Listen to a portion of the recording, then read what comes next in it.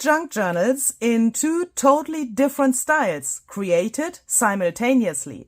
Welcome to another episode of this little series here on my channel, in which I want to show you that you can transfer any inspiration that you got from somewhere to your own project in your very own unique style, no matter if it's a junk journal or another papercraft project.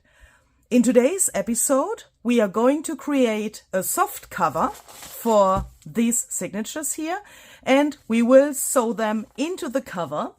And I hope that you can get some tips and tricks from this video if you perhaps are creating a cover for your junk journal at the moment as well.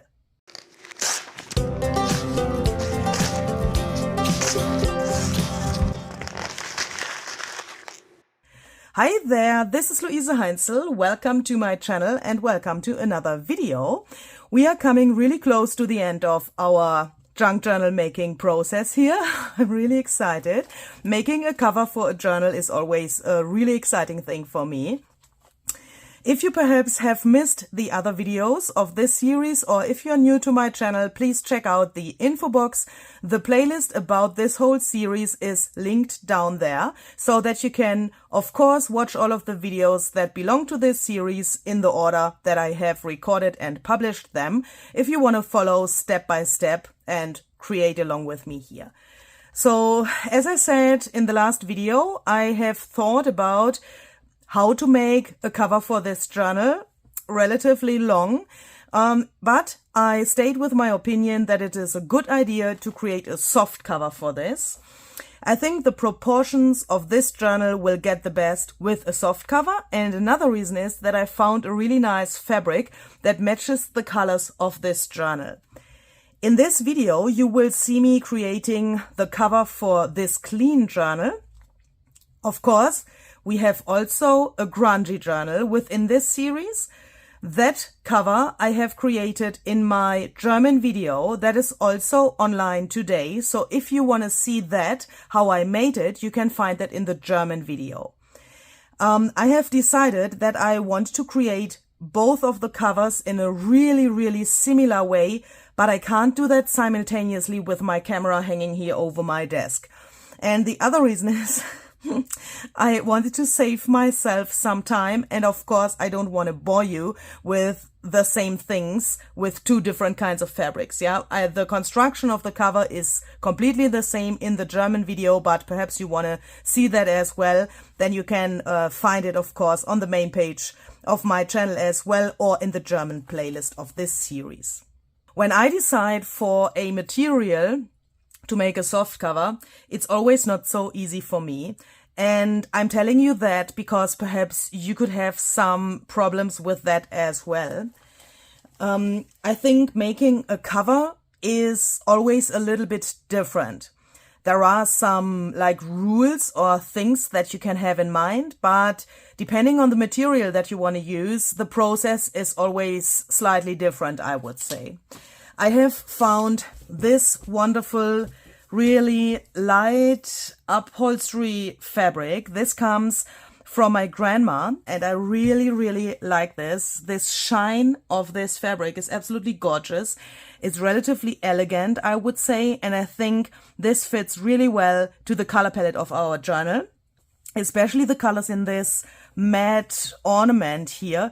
It's like a really intensive version of pumice stone, I would say. I think in the camera it looks a little bit really beige, but yeah, it fits. So let's take that. And as you can see, and that's also what I was trying to say a second ago, this is relatively thin. Even if it's an upholstery fabric, it's really like a little bit flimsy to have this as the only material for a soft cover. I want to have the cover really soft, but not flimsy. So I have decided that I want to put 1 or 2 layers of this material in between. So I I mean, in between of 2 layers of this. Yeah, so that will make sense in a second. This was just a shopping bag, and I have cut that down to the right size, and I will quickly tell you how I did that. That was relatively easy. So I have just cut the paper bag apart so that I got a really, really big piece where I could cut this out. And we have decided for 6 signatures in the last video, and we have said that we want to leave 1 centimeter space in between of each of the signatures. That means that we need a 7 centimeter spine. And that is exactly what you can see here. I have cut myself this piece of cardboard, and this measures 7 centimeters. That means here where the 0 is, there's going to be the front cover later. Then here, 1 centimeter, there's signature 1, signature 2, signature 3, signature 4, signature 5, signature 6.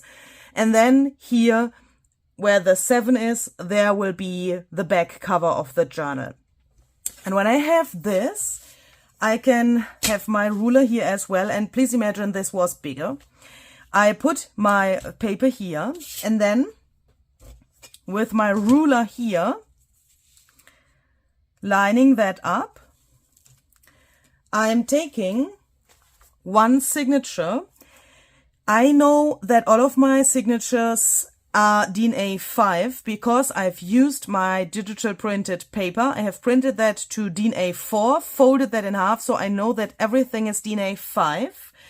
If you have a really weird measurement of your journal, for example, you have papers peeking out here, then you would have to take all of the signatures for doing the next step for the measuring. But I know that all of these are DIN A4, so I can take only 1 because that's easier to handle.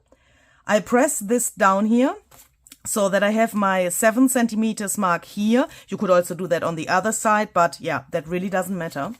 And then I take my signature and I place this down here at 6 centimeters. And I do that because later on, the signature will be in the journal like this. It will stand like this when the journal is closed.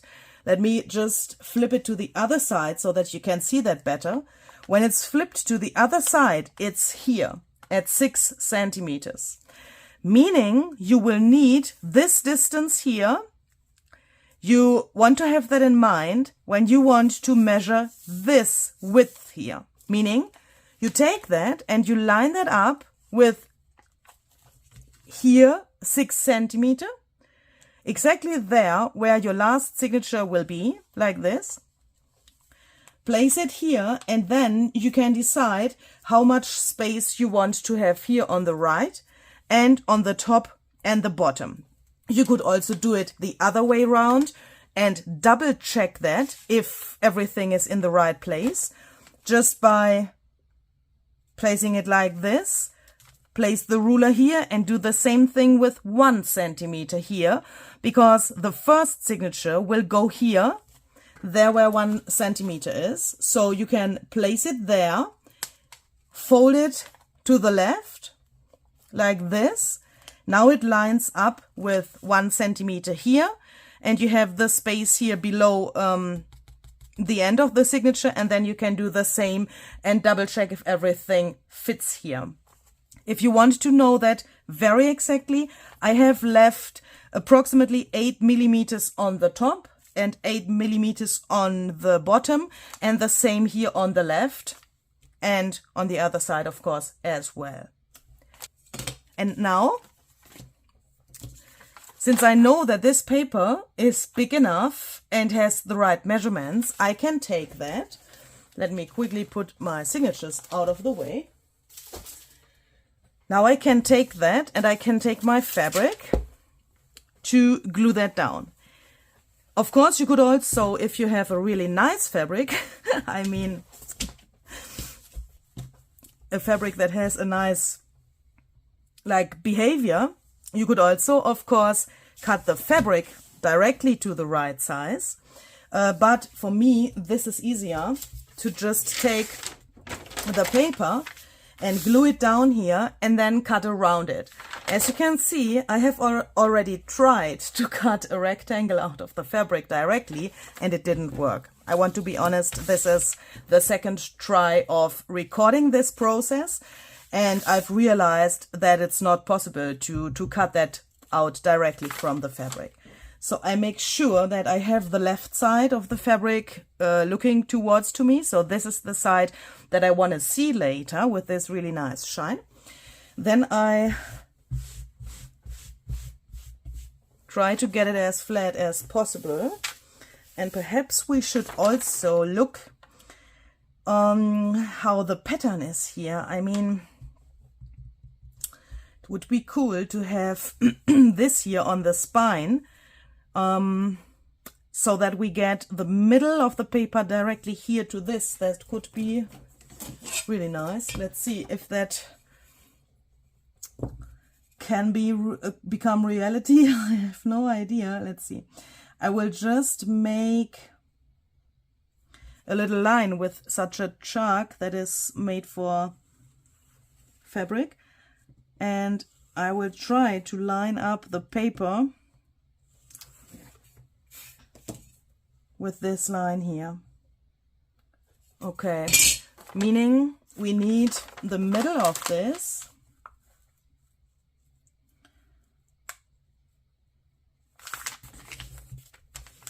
like so, so that this then can go here. I can see the line here that I've just made, and here. Perhaps you can't see that in the camera so well because it's so light, but I'm lining that up and then I'm going to glue that down.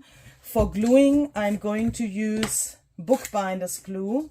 My bookbinder's glue is by the brand Craft Emotions. I have it in another bottle, so I can't show you the bottle, but I can show you this gilding wax that's by the same brand. So this is the brand Craft Emotions. If you want to search for that, just type in Craft Emotions bookbinder's glue and you will find that in several different shops. So I will just apply the glue with a paintbrush.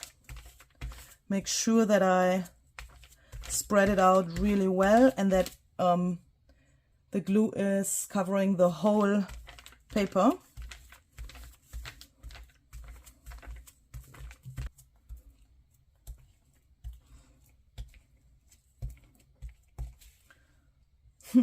And I've just remembering that I saw a bookbinder in Rome. Perhaps you know that I traveled to Rome a few weeks ago, and there I've visited a bookbinder, and I just have to think about him because he has covered a box with book linen, and he did that so fast and so exactly. I was standing there and I couldn't close my mouth because I was like, how is that possible? Because I'm always struggling a little bit with getting the glue fast enough to my project, because bookbinder's glue is relatively, it has a really strange consistency, I would say. It's not so liquid, and I always have problems to get that to my project fast enough, but I think here I managed it. So let's go over that with a brayer to make sure that everything is nice and flat. So now I will quickly dry this a little bit with my heat gun so that it can't move anymore, and that I later on can cut around here. Okay, so it's of course not completely dry. That's not possible in such a short time. but I can go on without any problems.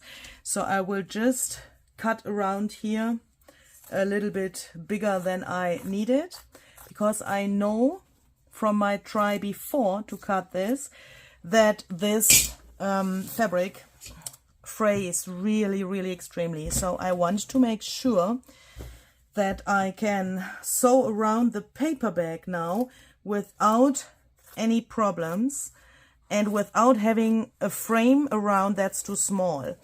I know that seems to be a little bit like waste, but of course the strips that I will cut off here later, I can use them in other projects. Yeah, I always need like tiny pieces of fabric, so that's absolutely no problem. And now I will go to my sewing machine and I will sew around here with a zigzag stitch. I will stay relatively close to the edge so that I then later on can cut around here with a little distance to have these little like fibers that are peeking out there. I think that looks really nice. So I will be back in a second. Whew. So then it looks like this, and I'm relatively happy with how that turned out. I'm not so very good at my sewing machine, but I think this turned out really well. I could manage to have that relatively straight. And now I'm taking my scissors and I want to cut approximately, yeah, how much is that? Perhaps 0.5 centimeters around here, so that I'm able to then take those fibers out from the fabric to get this like really cute frayed edge all around here. Here I'm not measuring, but I'm eyeballing that. And depending on how much you want to have to peek out there, you can make this distance bigger or smaller. For this journal, I mean, this is going to become the clean journal. I want to have that not so extremely frayed. For the grungy journal, I've left a little bit more distance and also a little bit more irregular. But here I want to try, yeah, to stay in this clean style. What you also could do, and that's something that I really enjoy doing for other journals. I mean, for this clean style, it's not so fitting, I would say. You could also cut a wavy line or really like wonky line here. Then later on, the fibers that come out here would be really irregular. That can look really nice. And to be honest, that's also a great way to hide, for example, some mistakes with measuring. If your cover, for example, is not totally a rectangle, you can cover mistakes like that by having those irregular fibers. And there's no one who says that a junk journal cover has to be a rectangle, but of course you have an easier job when it's a rectangle and when you can work with a rectangle. That's easier to measure than having a wonky shape. So when we have that, we can quickly check if those measurements that we have here are correct. To do that, I am going to take all of the signatures and I'm placing them here where they will go later, just like this. Then I will take my spine piece, put that here, just like this, just to get the height of the spine. And I will take this and go around here with the fabric like this. And this way, when you check that in between, and when I make a journal, I check that several times. I put the fabric around and I look at it from all of the perspectives that I can get from this, because I can now get a feeling for how this will turn out. And if I put that there and check it, I can also see if I, for example, want to add more sewing, or if I want to place something here, if I want to paint or put crackle paste on it or such kind of things. I can see that now. Yeah, so that's really helpful for me. And I'm hoping that it's a trick for you as well. So then, let's see, I want to let this completely dry. I can feel it's still cold, so it isn't dry yet. And before I decide how to go on, I will let this dry completely, because now we have to decide what to do with the inside. Of course, we could leave it like it is. There would be absolutely no problem. But this is still really flimsy. So I'm going to decide if I want to put a second piece of fabric here. That was my original plan. And I want to decide if it's necessary to put a second layer of this paper bag here.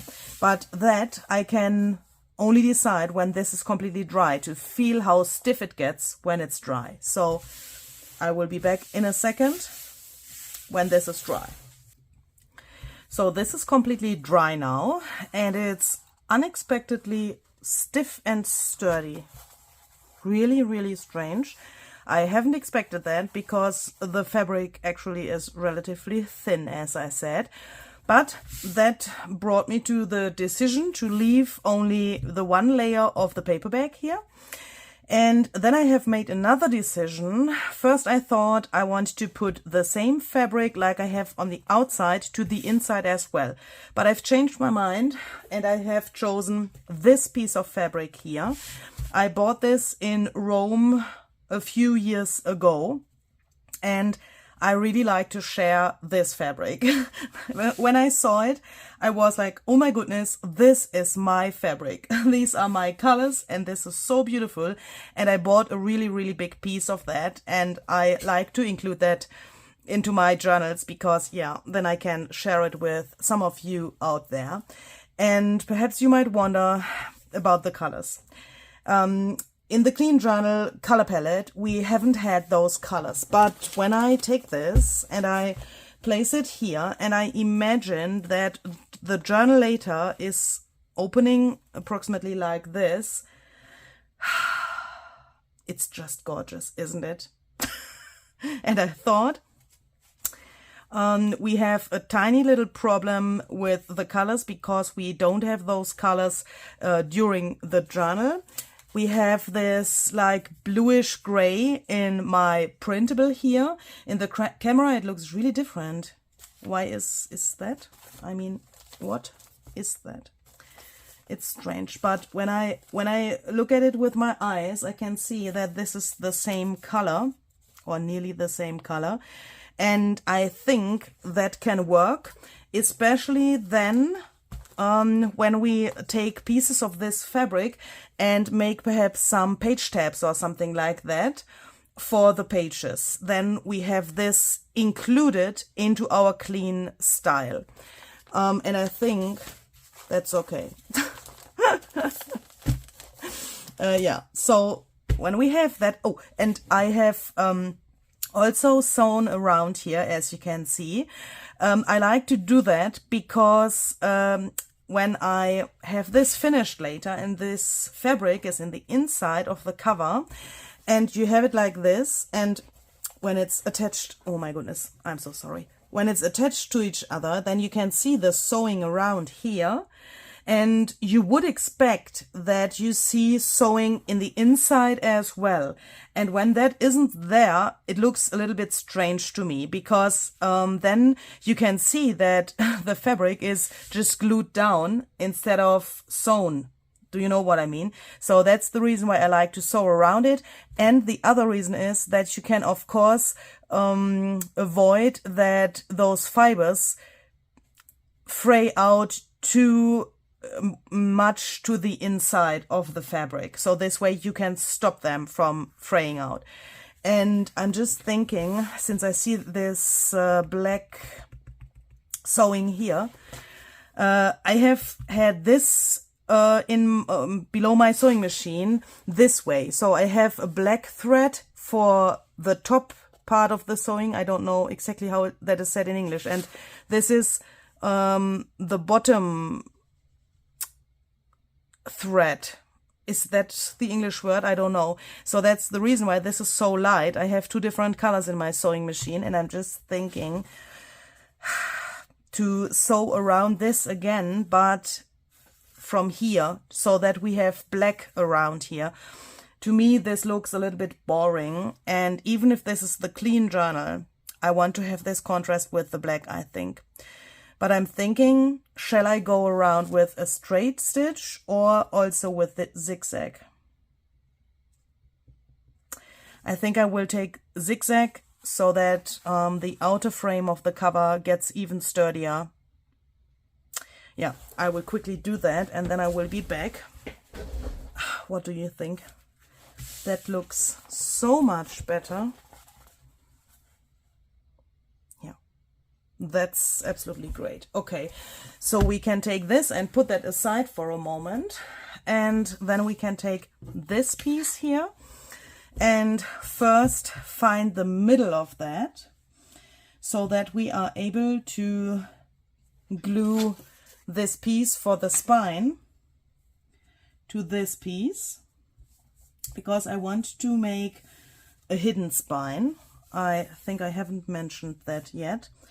So we have 7 centimeters on the spine here. So I'm making a little mark here at 3.5 centimeters so that I'm able to line this up here with the middle of the fabric. And then I'm going to double check that if we have the same distance on the right and the left side. So we have 15.5 here all around. That looks really good. So I can make a little mark here as well, so that I now know where to glue this piece. And please make sure that you glue this piece to the back of your fabric now. So this we will see, and we have to glue that to the back. And I'm saying that because it happened so often to me that I have glued it to the wrong side. And of course that's not so nice because then your fabric in the inside of the journal would be the wrong way around, and you don't want that, of course. So I'm taking my bookbinder's glue again, and I'm putting some of that here. Make sure that you use a glue that you are familiar with. Yeah, I'm gluing most of my things with bookbinder's glue, not only fabric to paper, but also fabric to fabric. And yeah, I've also glued some buttons to fabric and that stuff. I glue nearly everything with bookbinder's glue, and this one by Craft Emotions is also really good for that. It dries relatively fast, it stays a little bit flexible. That's good when you put that to a spine, of course, so that it gets not too stiff. But please use the glue that you are familiar with, and if you are not sure, please take a piece of fabric like a scrap and a piece of leftover material from that which you have used for the spine, and please try out if the glue that you have chosen works. So then we are lining this up here. Make sure that it is really exactly here. And then I like to take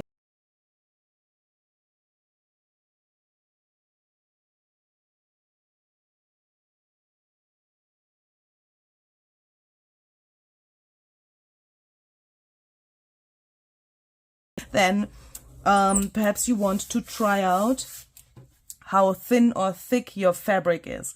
If you have a really thin fabric, then it could happen that the glue comes through the fabric and you see it on the other side, and of course you don't want that. With this glue, it's not such a problem because it dries completely clear.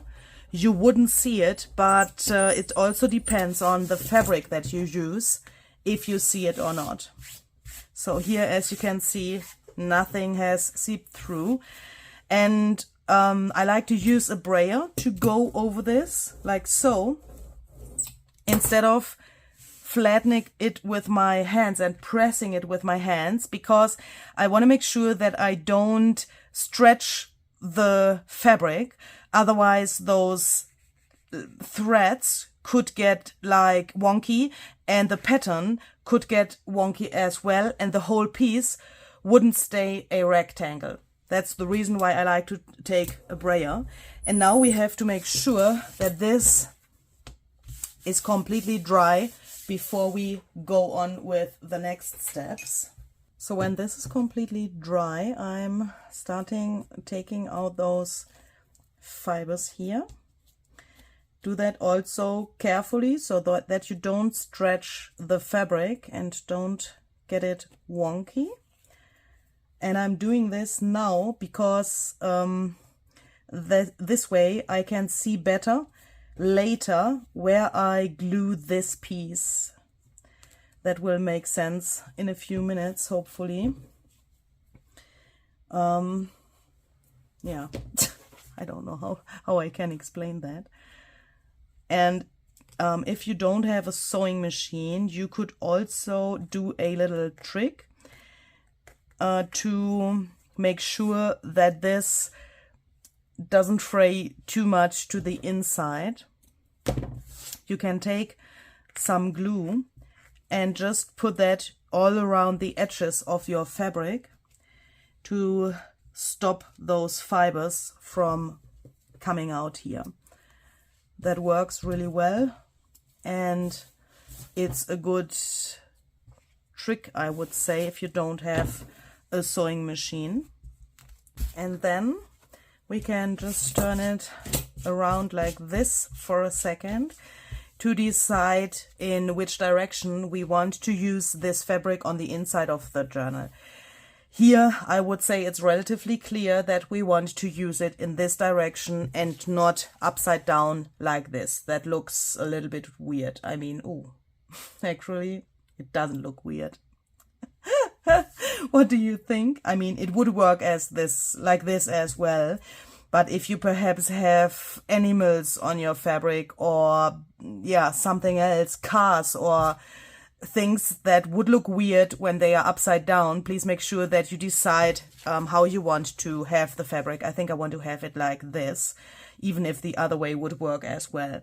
And then I take that and I will just flip it like this so that it stays in the direction that I have decided for. And I will make a little arrow so that I know that here is the top. This is very important because we don't want to change the direction of this now anymore. Do you know what I mean? Because when we make the holes for the signatures now, we want to make sure that we always know where the top is. Otherwise, the binding could get really wonky. When we have made this, we can take another piece of paper that can be anything that you have at hand, but I like to take this grid paper because I have these squares, and that's a really good help for the next steps and for the measurements of the holes that I want to make next. This piece of paper measures exactly the same like the spine here below, so it's 7 centimeters in width and exactly the same height like I have here. And the height is, of course, the height of the whole journal. Here I'm making an arrow as well, so that I know that here is the top and that I can't accidentally put my paper later on like this, so that I always know here is the top. When I have that, I like to take this paper and fold that in half but only like so that I can see where the middle is. And now perhaps you can see, let me make a little line. The middle is not where one of those lines of the grid paper is. Can you see that? It's a little bit higher, but I don't care about that. I'm using this grid as a guide, and that's also the reason why we've made this arrow. When I now say my middle is not here, but I'm ignoring this kind of ½ millimeter there, but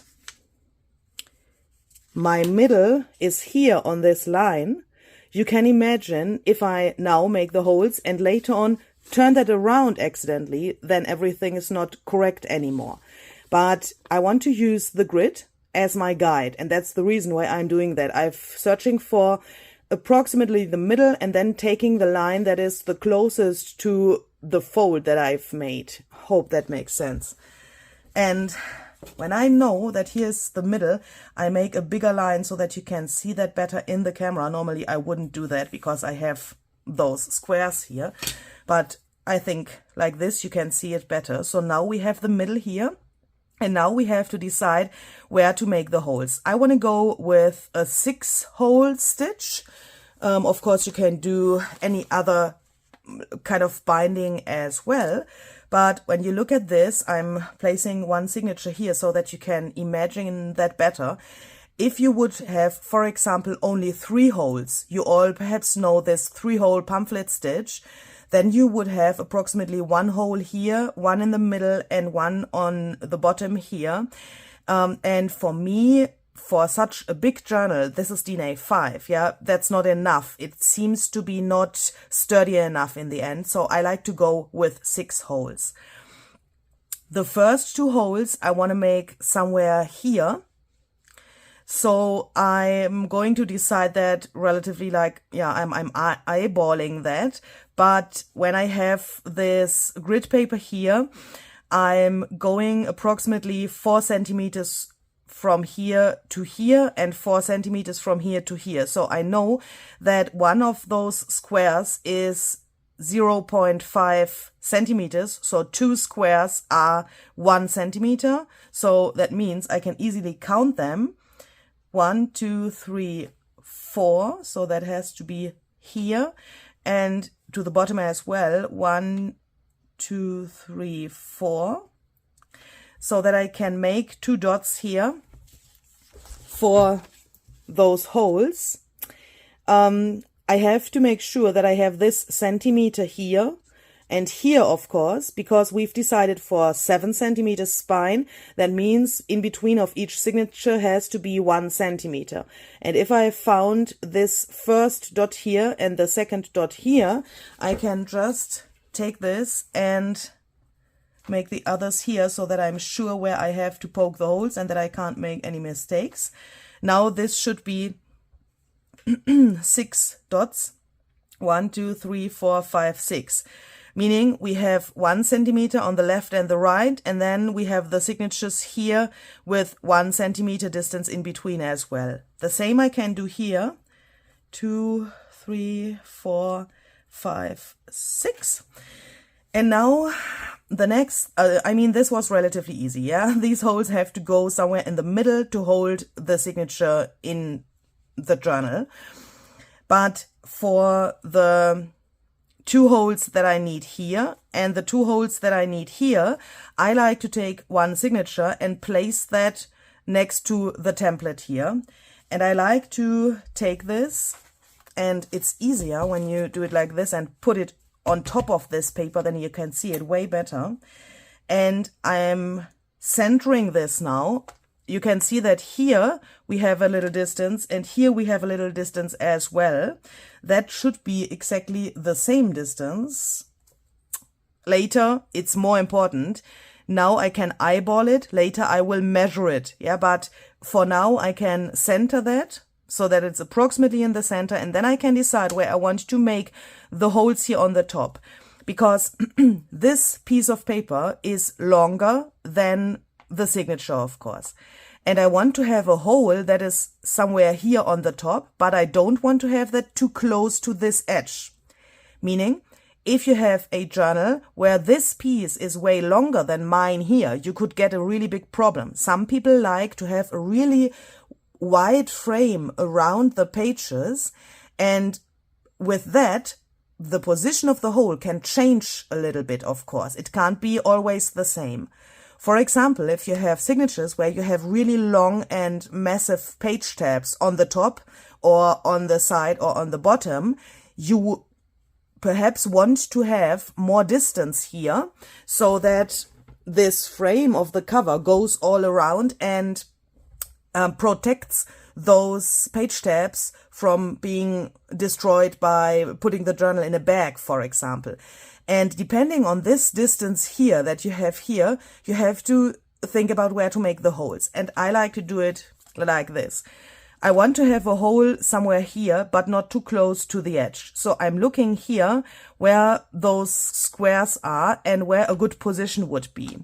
So I think if you have this grid paper, 3 or 4 of those squares away from this edge are really good. So let's say here would be 3, but that is also, it's so hard to explain. It's something like that. Yeah, I try to feel that as well, where it looks good and where it's secure.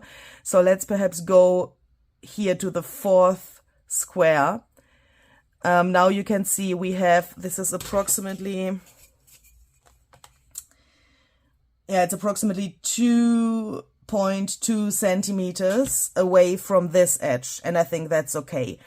If you have papers that have not such a regular size like mine here, perhaps you have really like scrap papers that have an irregular shape. Imagine a really like scrappy vintage grungy, not vintage, but grungy and really, you know, irregular journal. That it could also happen that you can't take this here, this place for the hole, but that you have to go a little bit more down, because perhaps here is nothing. Yeah, perhaps you have pages that are like this and they have a torn curve here, for example, so that this edge isn't existing. What I'm trying to say is I do this a little bit differently every time when I make a journal, and I'm trying to see what the journal wants to have and where the holes want to be. So I think there's no general rule how you can do that. But here, for the distance in between of these holes, I like to go with 3 or 4 of those squares as well. So let's take 4, then here would be the next one. And when I have found these, I can be relatively sure that I can do it the same here on the bottom.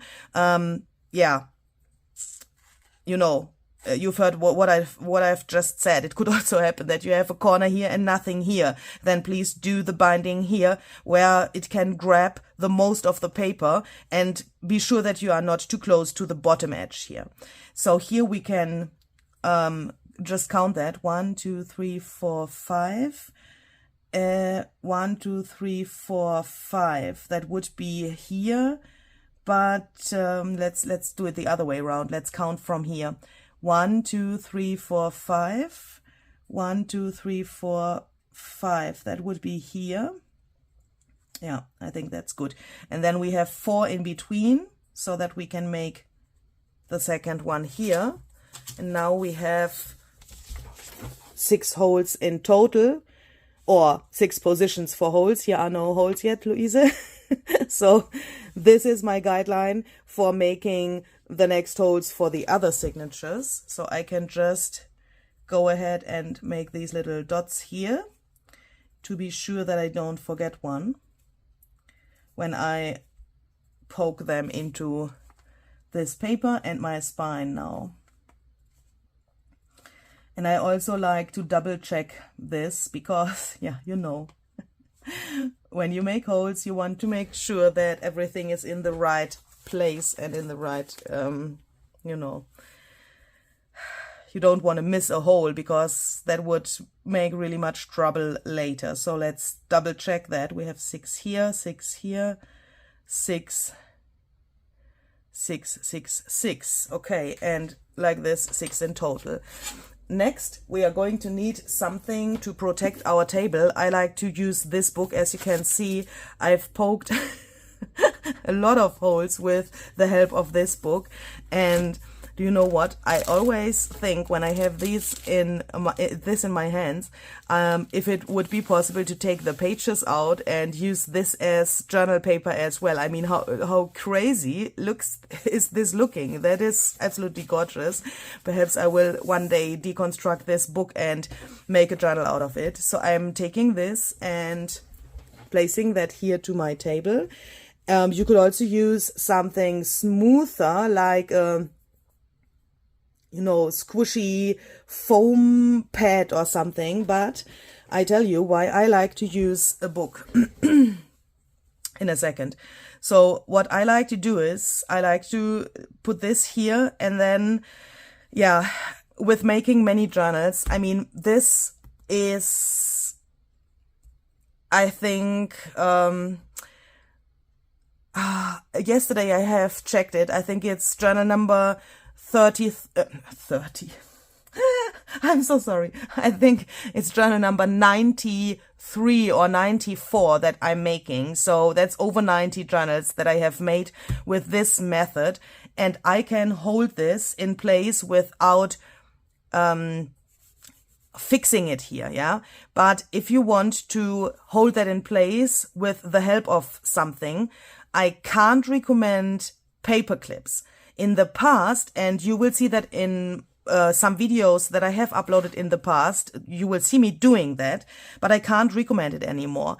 Normally, in the past, I have taken some paper clips after lining this up really exactly, and I've put the paper clip here and here to hold that in place. But you have several different problems with that.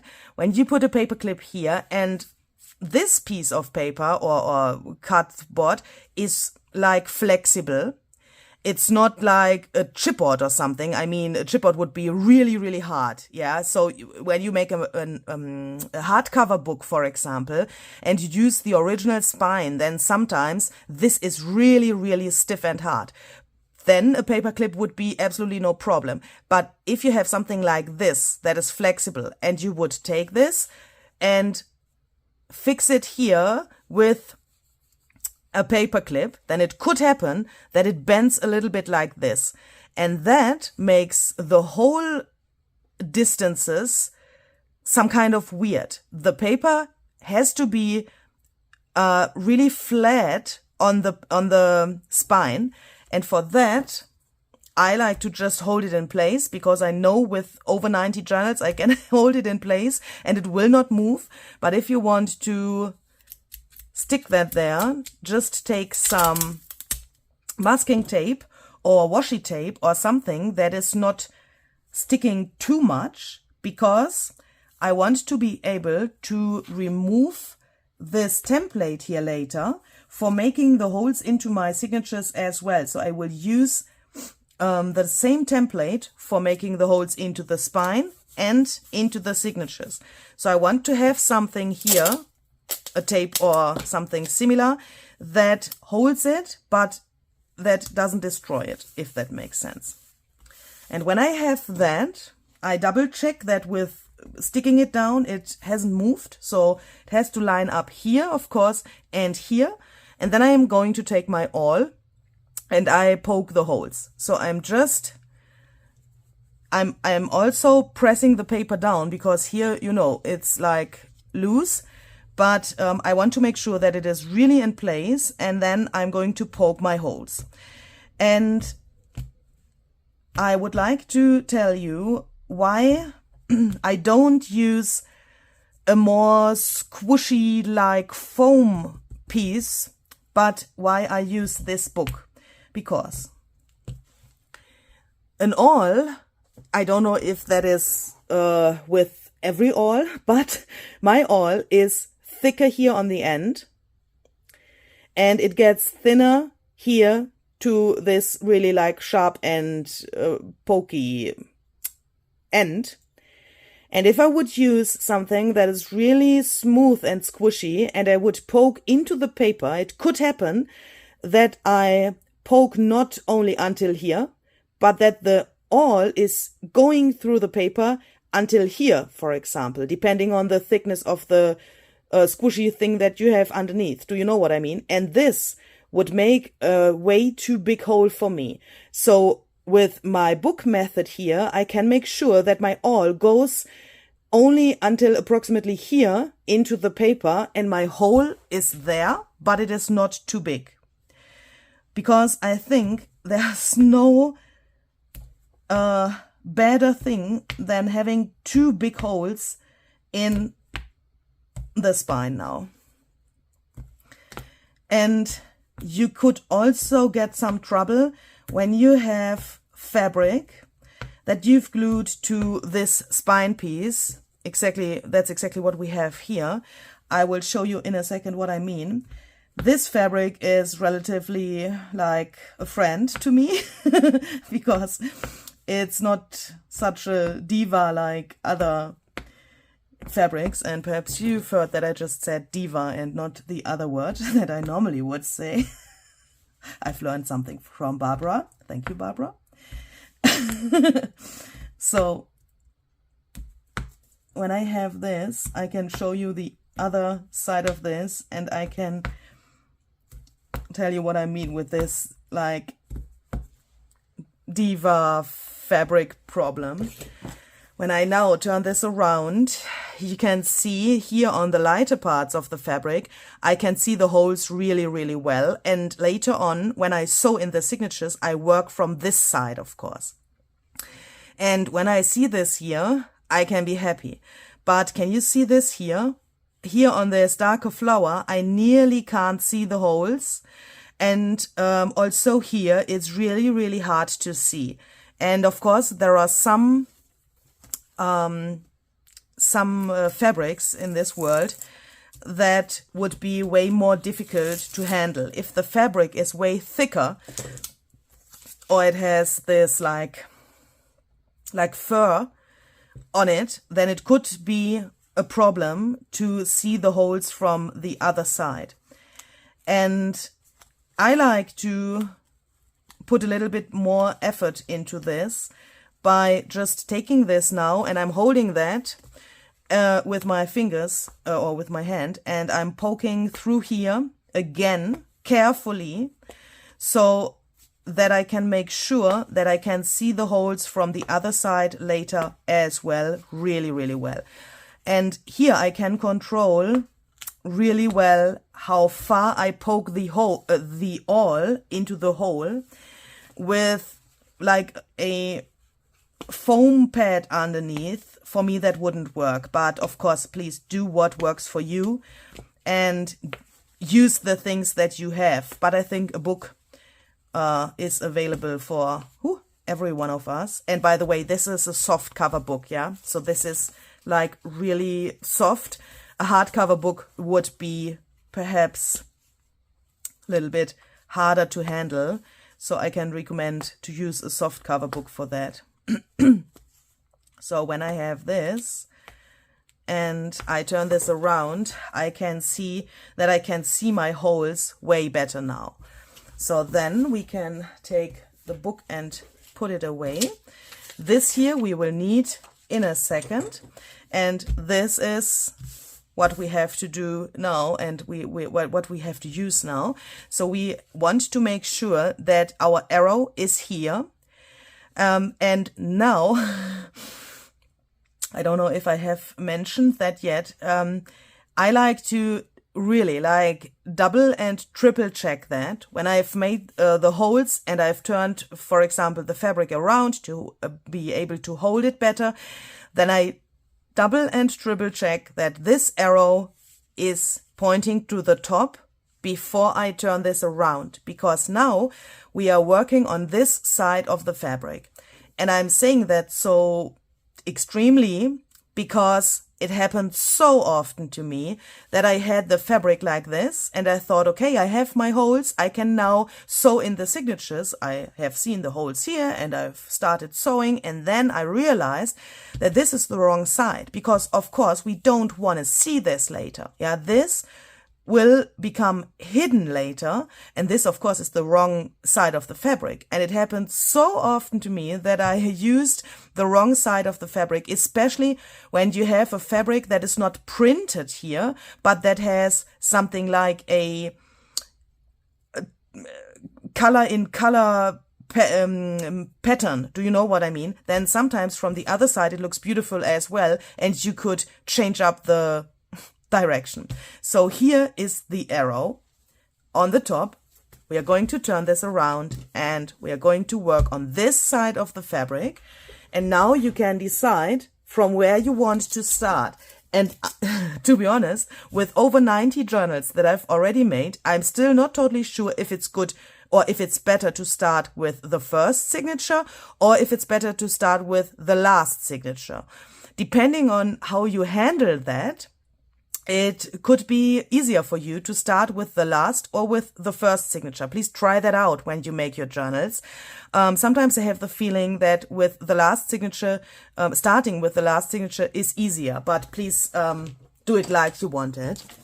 So then we can take our signatures and I will quickly go through them to make sure that I have them in the right order. Because, you know, with turning them around here on my table, it could happen that something has changed. So I want to make sure that everything looks nice and good when I see those pages in between of each signature. Yeah, I want to make sure that these both pages are harmonious and that it's not, you know, like overloaded or too plain or something. The order in each signature is ready. Yeah, we've done that with the last step that we've done in the last video. But yeah, since then I have turned them around a little bit perhaps, and I have taken them from one place to the other in my craft room. So I want to make sure that I have everything in place. And now I want to see, I want to start with the last signature. For the grungy journal in the German video, I started with the first signature. Let's start with the last one and let's later on see what's easier. So I'm taking this, it will go into the journal like this later. So this will be the first one. And this will be the last one. And the easiest way is to take this whole thing like this so that you see the one that you want to sew in first on the top, and then you can take one after each other and sew them in. That's for me the easiest way to make sure that you don't change the order now. Then I have this book, I think the word is cradle. I hope that that's the right word. I have bought this on Amazon a really, really long time ago and I can't find it anymore. It seems to be not existing on Amazon anymore, but I guess you can type in book cradle and you will find similar things like this. If you don't have something like this, you could also use an old telephone book, for example, or another bigger book that you open in the middle. Let me show you that here, like what I mean with this book. You know, when you have a book that has a really like deep slot here when you open it, you could also take that and put the signature in here to be able to then poke the holes. I mean, take that and open it and put it in here like this, hold it, and then you can poke the holes here. That is not so comfortable like with this tool which I have here, but I think it would work as well. What you also could do, and I see many people doing that, is to take the signature and put it to your table like so and poke then in here. It would help to take a ruler and put this here so that you can make sure that this is in place, yeah, because you are holding it like in the air. Do you know what I mean? Even if your table is here, it could be a little problem. So if you want to make more than one journal in your life, yeah, then I can recommend to buy something like this, because yeah, I think this is for me the most important tool that you could have when you want to make a journal, because you have put so much effort into those pages and into the signatures that you don't want to mess that up with poking holes in the wrong place now. Before I can poke my holes into the signatures, I have to make sure that I know where I have to place my template. As I said a while ago, this is longer than the signatures because this is the height of the journal and the signatures are a little bit smaller. So I'm going to take the signature and I'm placing it here onto my template. And I'm trying to first eyeball that so that it is in the center and I have the same distance here and here. But then I'm going to take my ruler to be really sure that I know what I'm doing here. This is 6 millimeters.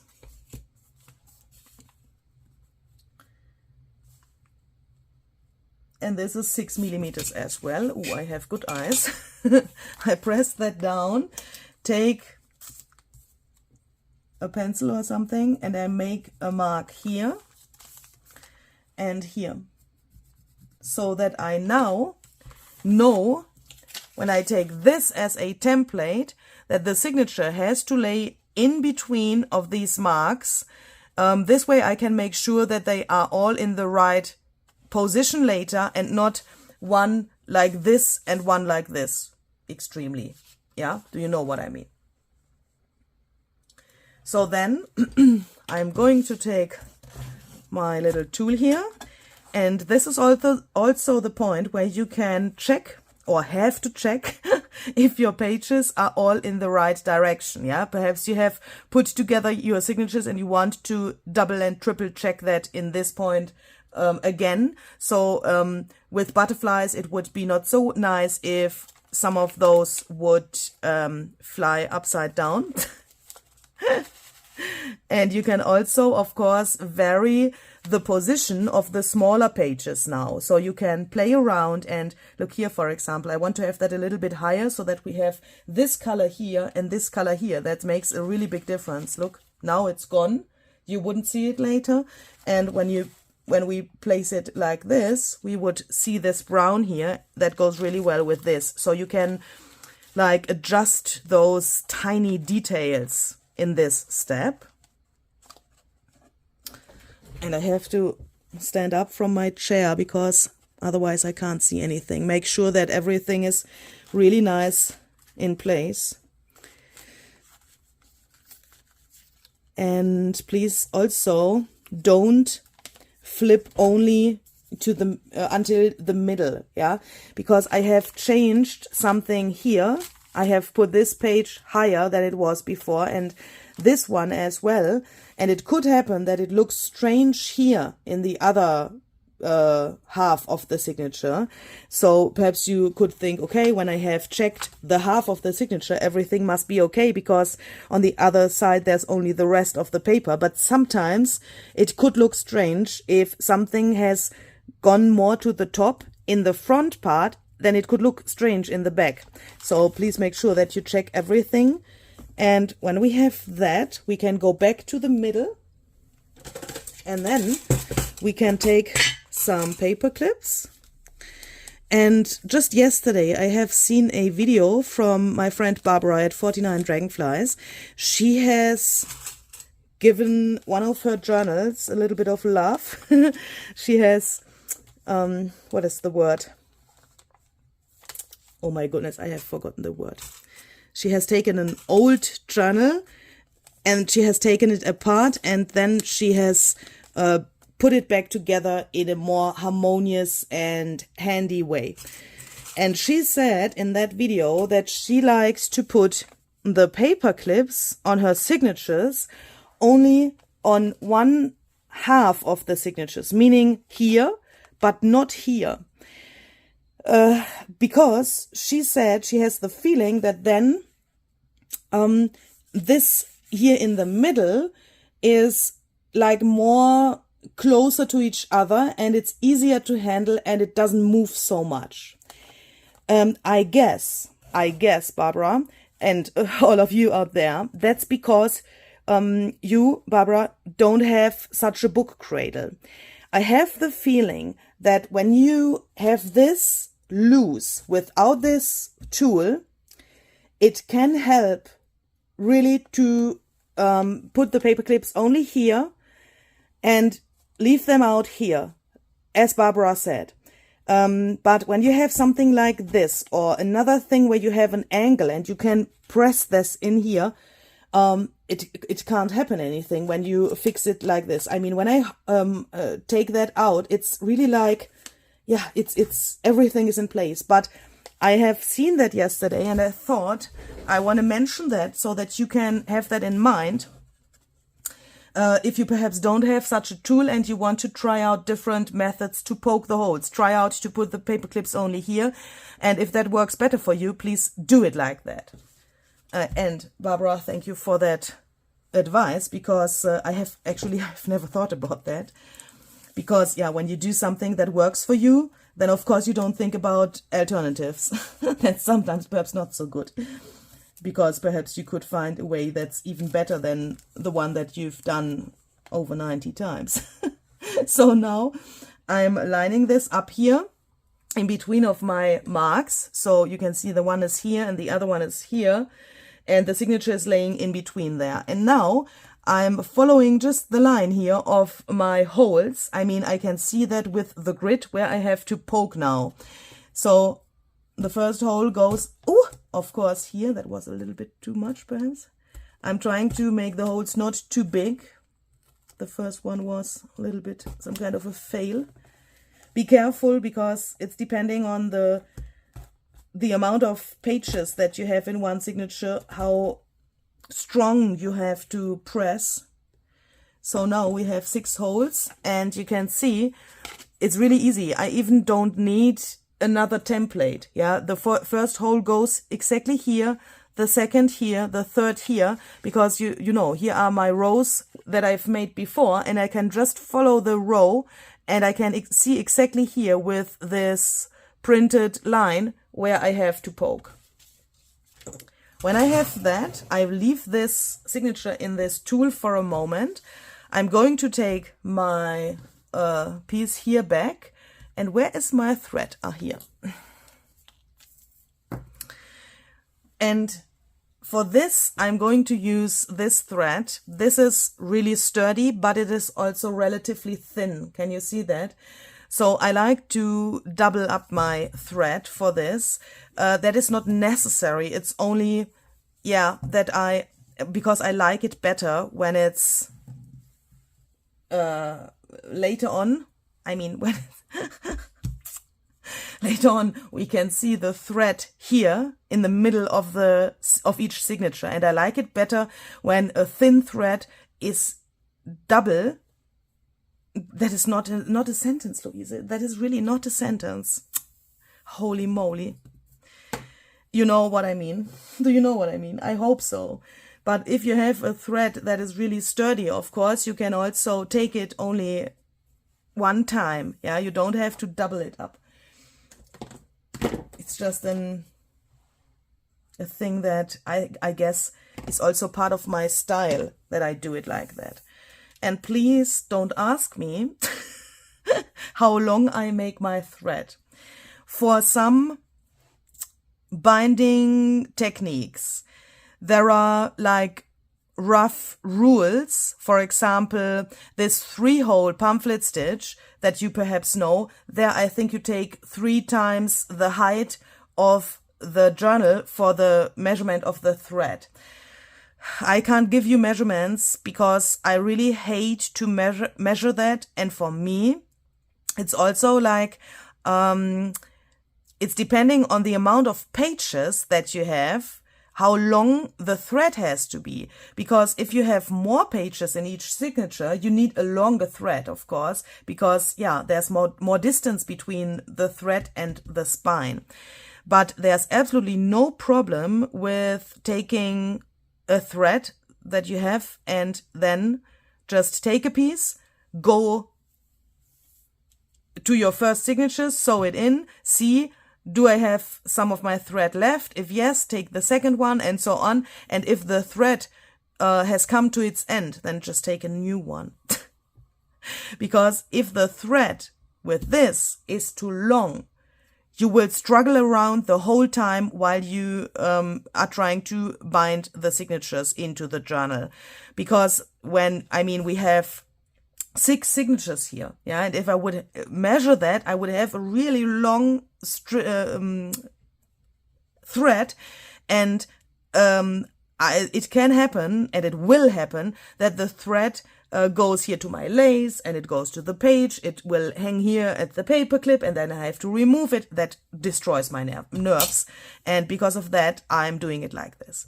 So I make a relatively big knot here, and we said that we want to start with the last signature. So we are going to search for the bottom or the top hole of the last signature. I like to start with the bottom hole, but you could also start here. If you want to start with your first signature, of course you go to the left side here, search for the bottom or the top hole to start with. It really doesn't matter, but have in mind if you start with the last one that you have to start here on the right side. And then I'm going to poke my needle from the outside. This is the first bottom hole in the last row of this whole thing, of course. So I go in here like this, make sure that my knot is here and that it is big enough that it stays here and not goes through this hole. When I have that, I can take my signature, and I like to put my finger in here so that, I have taken it out like this, and then I take it like so, because when my finger is in there, I can handle that easier when I now go through the hole from the outside of the signature to the inside. Meaning, I'm taking this and I'm going in here on the bottom hole, of course, and it's always exactly the same, yeah? When I come out from this, I go in here. When I come out from this, I go in here. When I come out from this, I go in here. On the inside and also on the outside. There's no jumping over one hole or something like that you know from other binding methods. When I'm in here, I take the needle out from here and I go back here in the next hole, just like this, to the outside. And now you can decide what's easier for you. I like to go to the signature first and then through the cover, but you could also do that in one step, of course. So, as I said, this hole is this hole here in the spine, so it's exactly the next one here, so that we can come out here. And now we only go in and out and in and out until we reach the top. So that means we go in here in the next hole like this, come out here, and don't care about this. You can leave a little space here. We can pull that later so that it's tight. Then I go into the next hole here, and with having my hand or my finger in here, I have a really easy job to take the needle here in the inside, like this. Search for the next hole that's here, go out, and you can also, of course, take this and go directly through the hole in the spine so that you have both holes at the same time. For me, yeah, I do it a little bit differently every time I make a journal. And it also looks here perhaps a little bit like I have never done it before, because when I do that with the camera, I have to hold this whole thing so that you can see it. When I don't record this process, then it looks a little bit differently. I would place that to the very edge of my table and I would hold it a little bit differently. So what I'm trying to say is, first we are going to go through this hole again and back to the next hole into the signature, and then please try that out and do it like it is comfortable for you. Yeah, I think there are many different ways to do this, and you have to find your own way.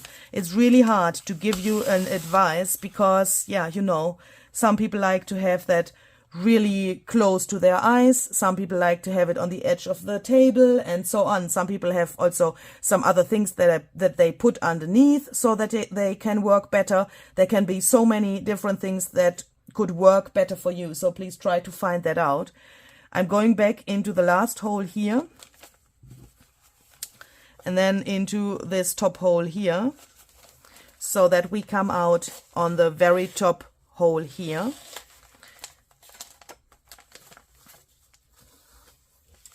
So that means on the inside it has to look like this. That is really hard to see here because this edge is distressed. We have one thread here, a bigger thread here and a smaller thread here. And on the outside you have the opposite thing. We have the knot here that we've made in the beginning. Then we have this here and this here, and that's all.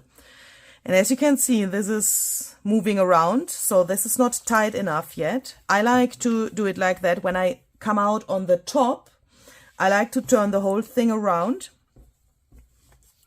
take the thread with my hand, place my other hand here just to hold it in place, and then I carefully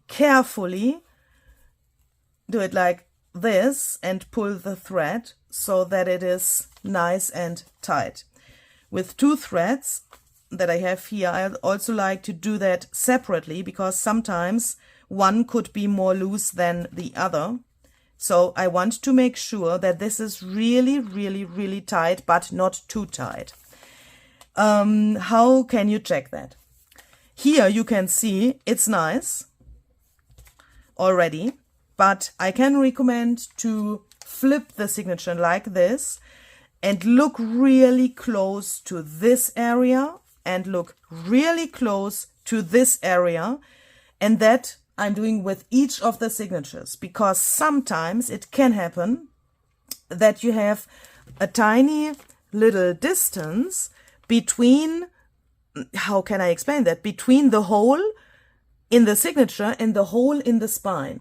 And then you can see a little piece of, a little part of the thread in between of both of the holes, and you don't want that. If you see a thread here, your signature, and you would leave it like that, yeah? If you would see a tiny part of the thread here and you would leave it and don't fix it, your signature will later on move around like this. It will be not sturdy in the journal.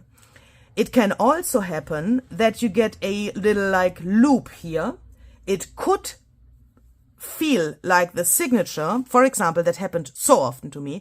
It could look it could seem that the signature is no. Oh my goodness. How can I explain that? When you look here, yeah, it looks like everything is okay. There's no thread. It's really like kissing each other, this and this. But it can happen that you flip it around and you have a little loop here on the other side. That happens so often to me. Don't ask me why that happens, but please just check it, that it is really like kissing each other.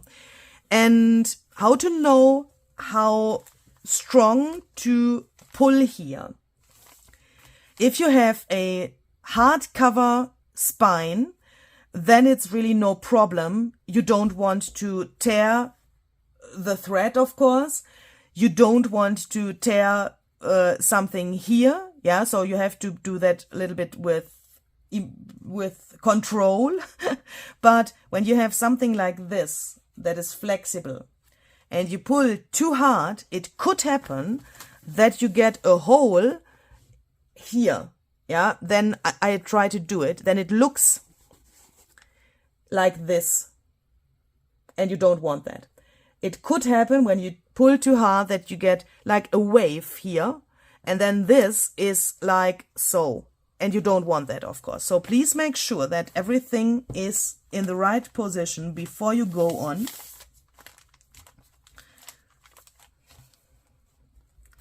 And when I have that, I'm going to turn it around so that here is the top again, so that I can't change that up and can't make a mistake by sewing one signature upside down into the cover. And then I'm going to take my needle and I'm going to go into the next hole here. Yeah, when I come out from the top here, I'm going into the next hole in the same row here. The same on the bottom. When I sew back here now and I come out here, I will then, for the third signature, go into this hole. The same if you start from the other side. When you start here, come up here and come out here, you go just into the next hole in the next row, sew back to the bottom, and when you come out here, you go back in here, and so on. And it goes always like this. So let's go in here and then just make sure that this part is also really nice and flat and kissing the spine.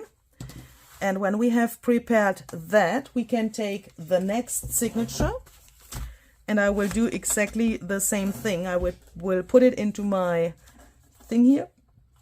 Oh, I'm sorry. And I will check if everything is in the right place. And if I now can move some of the pages more to the top and it still looks good, then I will do that. Because I have realized that the most of my embellishments and the most of my pockets and that stuff are mainly on the bottom. And that makes the journal in this part here relatively thick. And if I can, I now move some of the pages more to the top so that we get more space on the bottom and everything is like more balanced in the end. Hope that makes sense. So,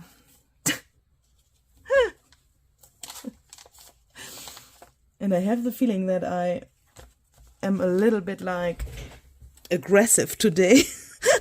I don't know why. I don't know if you can hear that in my voice. I think those of you who know me really, really well and for a really long time, you can hear that I'm not like normal. But that has a reason. Some things are going at the moment not like I want them in my life. And there's really much going on at the moment. And there are some issues with shipping things from one place in this world to the other. I had some really strange experiences with different, packages and that stuff. And, it's really much going on at the moment, really many positive, more than positive things. But if you want to try to send out something, I had some issues with my Etsy shop as well and shipping things to people overseas. And, my telephone is relatively hot at the moment because I had to call different people to make this whole thing work, and I have managed it, but yeah, that takes so much time when you have issues with things where you can't do anything. I mean, shipping, you really can't do anything. Okay, so I'm placing this here again, poking the holes. And have I already mentioned that? I'm trying to get the holes not too big. So I'm poking just through this so I can feel that relatively good with my awl. It also makes this little like crack sound. And I know that I'm through all of the pages. If you have more pages in the signatures like I have here, I mean, it could also happen that you have way more. Then you have to poke, of course, a little bit deeper with your awl. But I would suggest to make the holes as small as possible. Otherwise, yeah, it's okay. It would work, yeah, but it looks better when they are small in my eyes. Because here you always have this little, like, do you see that? Like, you can feel that it's a little hill, and I don't like when this is too much and too big, so I'm trying to avoid that. So I'm coming out with my thread here on the top, and I'm going in here, of course, into the first hole on the top, if I can see it. Oh my goodness, I think my eyes are getting better and better. Is that normal? I guess so. So then I come in here,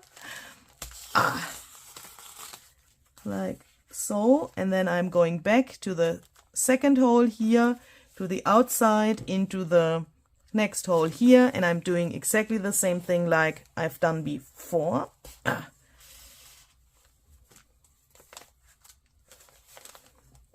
Just go in and out and in and out. So that means in here again and into the next hole here. And if it happens to you, and that will happen, I mean, if you are new, yeah, I'm talking to those people that have never done this. And if you have done it several times, you know that it's true what I'm saying now. When you go from the inside to the outside, it's not so the problem finding the hole. But when you now go in here and you try to go back, then it can happen that you can't find the hole in the signature where you have to go. And sometimes... What is that? Holy moly. What is this? I don't have time for such trouble. This journal, I don't know. I mean, this clean journal has brought some really strange things with it. Clean is not my style, obviously. So what I wanted to say is, and you now go in here, it could happen that you think that you are in the right place here, but when you open this, oh, it happened. That is good. That is good. Can you see that? The needle is really far into this, but it doesn't come out here. Meaning the needle is somewhere in between of the other pages, and I didn't come out here.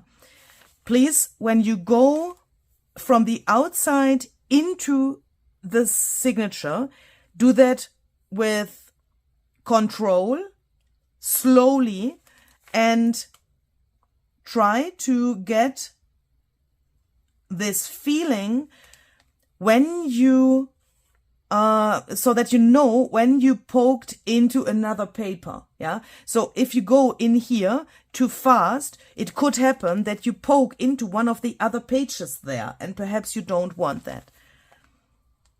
And so I'm trying to, I also have, I know that for some people that's scary, but I have my finger here on the hole, so that I can feel when the needle goes through the hole and it touches my finger. Then I know now I'm poking into my finger, yeah? It's not hurting because the needle is not so extremely.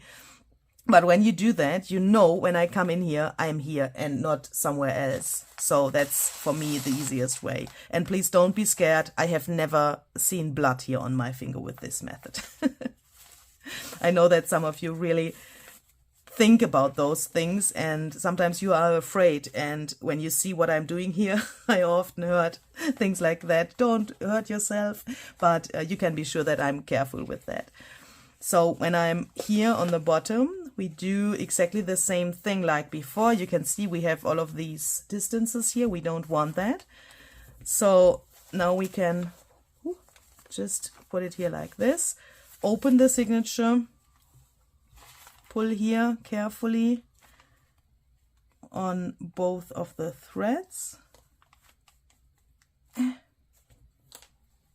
And if you have only one, you of course don't have, you of course have only the half of the time that you have to spend with that. We are going to check this. And what I'm also checking now is that the signatures are parallel to each other. You know, we have taken the grid paper for our measurements for this template. and we have 1 centimeter in between here. And of course, I want to have this 1 centimeter here and not 1 here and 0.7 there. If I can see that this is wonky, I can still find or search for the problem and search for what I have done wrong, and I can fix that. If I don't pay attention to this now, later on I can't do anything anymore. Yeah, when this is this whole thing is glued into the whole cover, I can't do anything anymore because it's there. So please make sure that this is parallel. And when I have that, I go on with exactly the same method with the other signatures.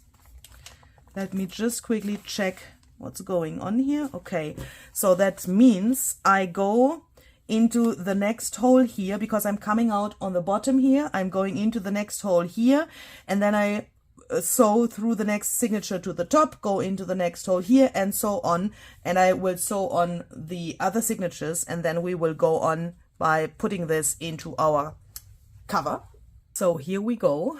All of the signatures are sewn in, as you can see. And this is for me the first time where I think, okay, now I have something like a journal in my hands. That is always a really special moment for me. But we have to make a knot here so that the rest of our thread here can be in place here. And the method that I'm using here to do that is, of course, the same no matter if you come out here on the bottom or if you come out here on the top. Depending on where you've started, you will come out either on the bottom or the top, and of course depending on the amount of signatures that you have, you will come out either on the bottom or on the top, but the method is still the same, and or is always the same. And also when your thread is not long enough, it's also the same method that I'm using to make a knot and then take a new thread for the signatures that I have to sew in. So I'm going to take this and I'm searching for the next like loop that I have here. So that would be here. I go in with my needle like this, and then I just make two or three knots here. So I'm trying to get this as tight as possible. As I said, not too tight. We don't want to have a hill here in the spine. And then I'm just going to make a knot here, and that's all. I'm trying to get that, of course, really close here so that it's really good attached. Let's make a second one. Just like this, and then we can just cut this off, and I'm leaving, and that's my monk, I'm leaving a little bit of this here because later on when we put glue here when we put glue here to glue that into the other part of the cover, then I can make sure that this here is covered with glue as well, and that makes it even more secure. If I would cut it relatively close here, I always am a little bit afraid that this could open somehow and the signatures could fall out. I mean, even if that really can't happen, we will put some glue here and all of the strings here will be really, really glued down. Normally nothing can happen, yeah, but this is part of my, you know, I can't say style, but it's part of my inner monk. Perhaps you have one as well. Another thing that I like to check before I go on is if the signatures here on the top and the bottom are in a really like straight line with the same distance everywhere here to the edge. If I have those little fluffy things here, I like to press them with my finger like this so that I can see the edge of the spine, and then I can see that everything is in the same distance here. Please don't look at my sewing, that is not totally straight there.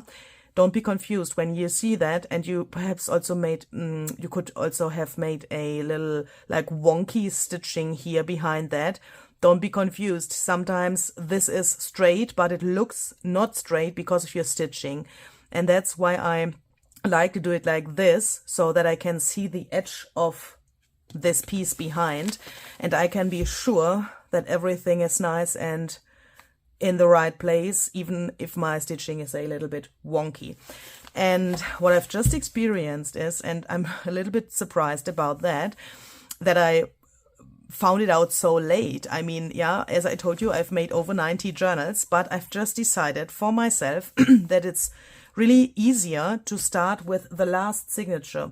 I have the feeling when you work from the back and you have the signatures here, like so, for example, and then this comes next, this is not so much in the way when you work on the next one. So perhaps you want to try that out as well. I like to leave the paper clips here, even if I, of course, would love to flip through my journal for the first time now. That's, for me, it's really hard to wait for taking off the paper clips, but for me, it's easier to leave them here for the next steps. So I'm going to take this, and I'm really not sure if I can do what I normally do with this fat journal. I'm still wondering why this turned out so fat, but let's see. I like to take a clamp. Normally, I would clamp it here in the middle, and one clamp would be enough, but that's not possible here because it's too thick and my clamp is too small. So let's try it like this, and let's perhaps take a second one and come out. Clamp this here. And now I'm trying to make sure during the next steps that this stands as straight as it can stand, yeah, so that when you make something like this, that it doesn't fall to the side, because this way you can make sure that the next steps are easier and you can handle that better and you can see better what you are doing. So we are going to make sure that we have the journal in the right position, meaning here is the top and here is the bottom. Here is the first signature, there's the last signature. And then we are going to take the outer piece of the cover. And here I want to decide, but it's, I think, not so important. I want to decide how I want to use that. This thing, that this is totally in the middle. I mean, this pattern here, that has worked really well. So this and this looks really like the same, but we could of course take it either this way or this way, but this looks strange. Yeah, I want to have it like this. This is like falling down here, and here is like a bottom. The other way around, when this is on the top, it looks like this is really massive, even if this is like matchy color wise, but I want to have it like this. So I know that now here's my bottom and here's the top, so I can open it like this. If you want to be really sure, you can also of course make an arrow here. And then I'm going to take, where is it, this thing back again, because now we have to find the middle for this as well, of course. So I think I have done that when I have cut the fabric or placed this onto the fabric. So I think it's here, but I want to double check that. So I'm measuring from this middle to the end of my paper here. 18,4. 18,4. And don't ask me why I am saying the measurements in German. Always, I have realized that. I'm always doing that. It's really strange. So, and this should be the middle here where the 7 centimeters are. Is that still correct? Even if I have done that before, I will do it again now. Where is that here on the top? I even can't see it because of my sewing. Just like this, then this should be the middle. Yeah, that should be correct. Oh my goodness, what is going on outside now? I am so sorry for those crazy noises. I hope you can't hear that so loud. 14,9. 14,9. Oh my goodness, I'm so sorry. They are working on a construction site outside on the little snack bar where I have worked for a few years. I'm happy that I don't have to do that anymore, but it's still there, of course, directly next to my caravan, and it's always a disaster. There will be a new owner, and they are making a whole new how is that called, terrace, where you can sit outside without getting wet from the rain. I have wished for that for so much time, and now they are doing it, even if it's not important for me because I'm not working there anymore, but you know. And now it's so loud. And it's actually directly to my window here. Yeah, I'm sitting here, and this car that is doing those noises is approximately 2 meters away from me. It's absolutely annoying. Okay, so let's do this. Now we have to take this and we have to glue that in here like so. And of course, the biggest problem with that is to know where to place this. You don't want to have it extremely, yeah, like this or somehow not in the middle. So that's the reason why I like to make these little guidelines here. And now I'm going to take something, perhaps a paper clip as well. Come on, come out here. And clamp this here so that the fabric is not in front of my eyes for the next steps.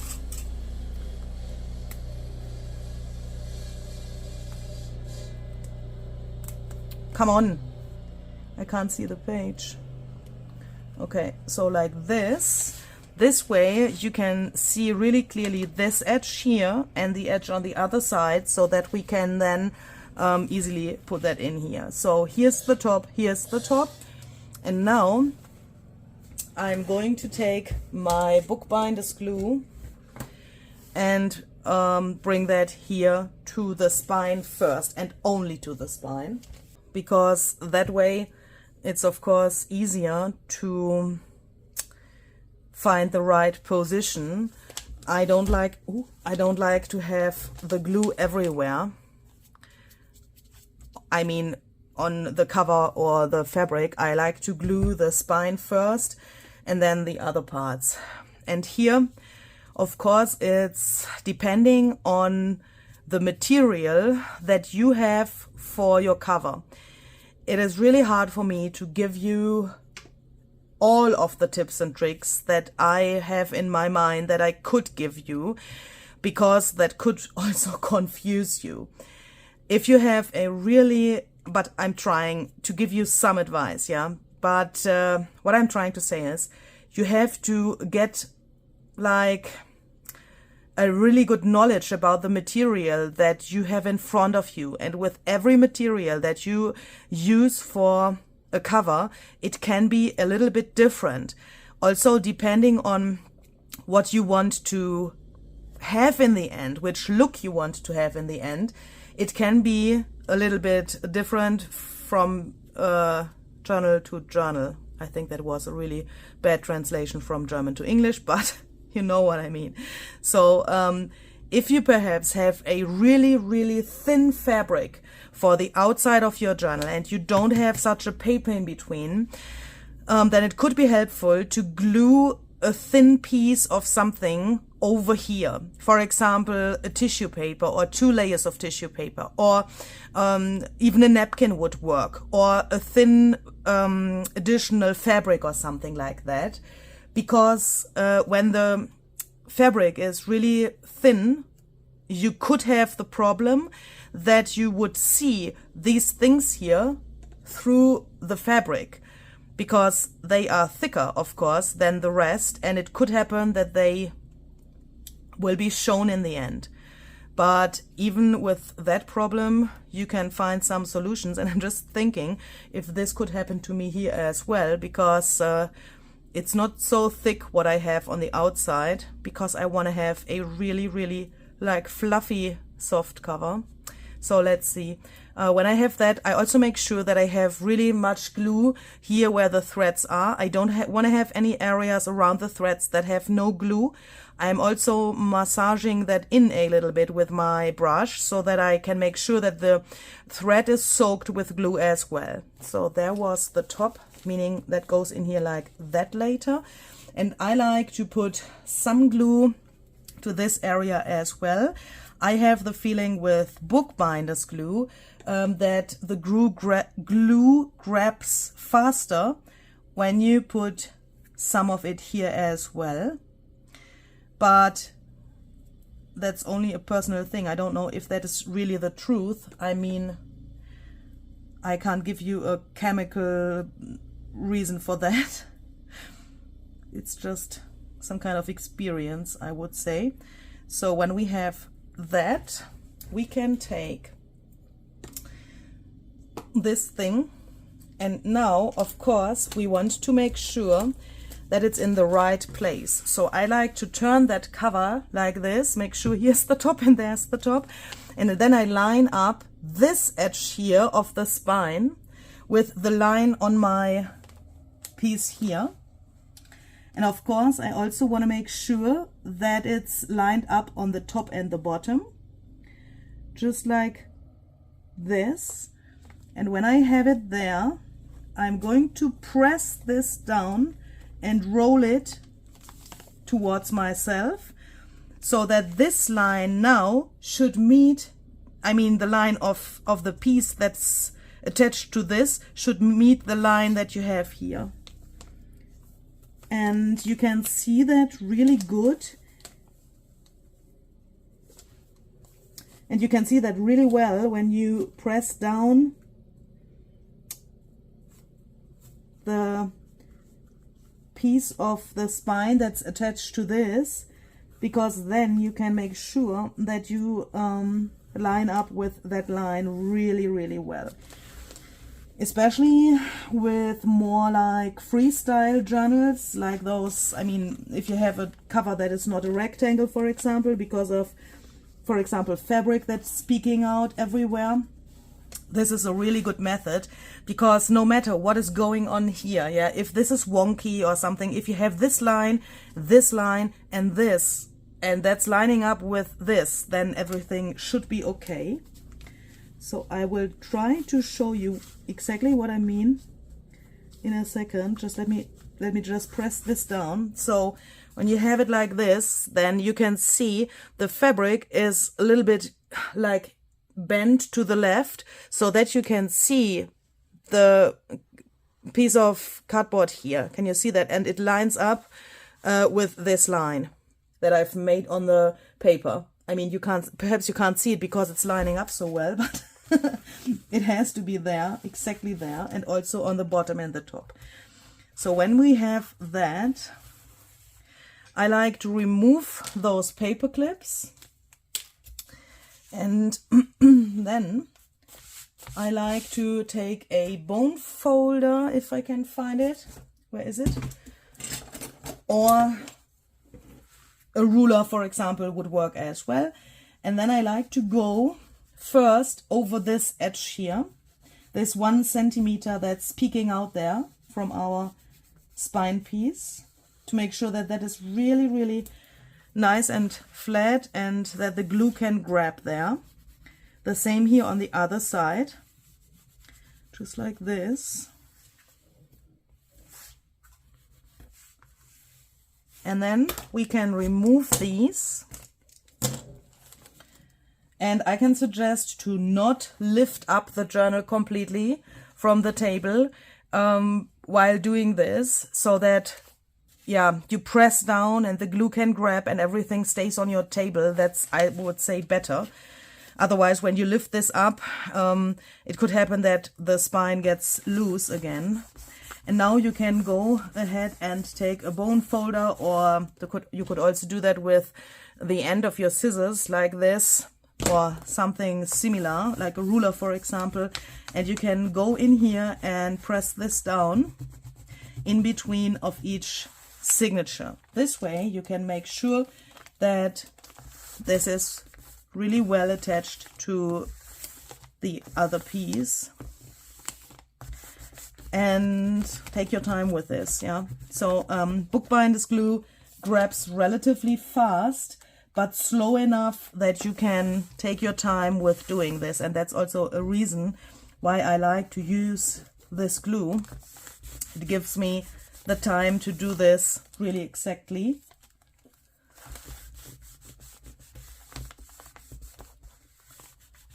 Just like this. And here the last one also. Be careful with your embellishments. Here with this butterfly I have to be a little bit careful that I don't destroy it with doing this. And then I like to take this and clamp it back together. Ooh, just like this. And here as well. Again, make sure that this is standing by itself and that it don't fall to that side or to this side. And the next thing that I like to do is I like to take one of these, and we can clamp that here for a moment so that we are able to attach the glue here now. And for me, it's the easiest way to put the glue first to the middle, like this. Not too much, because this fabric is relatively thin and I don't want to have glue that is showing through later. And when I have filled up the middle of this piece, I like to go around those edges here to bring glue there as well. And I like to do that in the end. I don't know why, but for me it's like, you know, like a routine or something. And perhaps it's also because, I mean, it's important that everything is glued down well, yeah, don't get me wrong. But those edges for me are really, really, really important. Because when here in the middle is some glue missing, that is not so extremely bad. I don't want to have it, that's clear. But if the corners would fall off later, that would be absolutely a disaster. So that's perhaps why I'm doing it in the last step. And you also want to have a really good amount of glue here in this little area where the spine is meeting the cover piece, just like this. And by the way, I'm going with my glue only to the edge of the paper, not to the edge of the fabric, because I want to fray that later and I don't want to get glue there. Otherwise that wouldn't be possible to get this like fuzzy edge there. When the fabric has glue on it, then you can't fray the edges, of course. So when we have that, I like to do it like this. I like to take this off so that I can have the fabric in my hand, put this back here so that the pages can't fall. And then I take my bone folder and I put that in here while holding the fabric in the air. And I go from the inside to the outside, just like this. And I'm flattening that out. Just like this. Here on the end, of course, you can also use your hands for that. But I don't like to do that completely with my hands, and I don't, even with the bone folder, I don't go over it like this, yeah, just like this, because with too much pressure you could have the problem that you stretch the fabric, and then it could happen that the pattern of the fabric gets like wonky, and we don't want that. Depending on the material, I also like to do the following thing. While the glue is still wet, I like to take my bone folder and search for, how can I show you that? Search for this little line here where the spine ends, and I'm pressing with my hand to the table, and then I'm going along here with my bone folder, and I will tell you why. This way you get a little, and I'm so sorry that I can't show that to you. I would have to lift that up to show it to you, but then, yeah, perhaps I can do it and then press it back. Normally I wouldn't do that, yeah. In reality I wouldn't do that, but to show it to you I do everything, nearly everything. Can you see this line here now? It's like a little crease here. And this gives this piece a more rectangular-ish, no, how is the word? This looks now like a rectangle because of this little fold there. If you wouldn't have the fold there, it would look a little bit like unproportional. And the second reason is that I sometimes like to sew over here from the inside. Please imagine I would take this to my sewing machine and sew exactly along this crease. Then I would have another thing that I could see, I mean the stitching, that would give me this rectangular look. And from the other side, on the outside of the journal, I would also get this rectangular look that could perhaps make it more into a real book. Yeah, because when you have a book in your hand and you look to it, it's a rectangle. And sometimes I like to do that, but I have to know where to sew. And for that, I'm making this little crease so that I can take the foot of my sewing machine and go along here so that I can make sure that this line, when I sew it, is really, really straight. Okay, so when we have that, we can do exactly the same thing on the other side. So I will do it exactly the same way. I will clamp it here, put my glue there, and then I will fold it down and look that everything is nice and smooth. And then I will let that dry. And I will let it dry exactly like it is here on my table now. I will not move it to make sure that everything stays in place. And you could also put a heavy book here if you are afraid that this could get wonky with the glue that you use. With bookbinders glue that happens not so often. Of course, there are always materials that like to react a little bit strange, but in the most cases, bookbinders glue stays really flat when it dries, or the material stays flat, I should say. But yeah, with books on top, of course, it would take a little bit longer to dry, but it's worth it, I think, because you don't want to have a wonky journal. So I will quickly do this and let this dry, and in a second we will see again and we will check how this looks from the outside. And I think I will also fray the edges so that you can see that how that looks as well. Okay, so here we go. Here it is. As you can see, I have some of this stuff here from fraying the edges. Don't throw that away. You can use that for embellishments, for collaging, for mixed media, mixing it with some gesso and get some cool texture on your future projects. So I always keep those things. And as you can see, this turned out relatively irregular. Here you can see those like more tinier fibers coming out. Here on the top we have some that are more thicker. That's because, yeah, of course, this fabric is made out of different fibers. Those that go like this are different than those that go in this direction.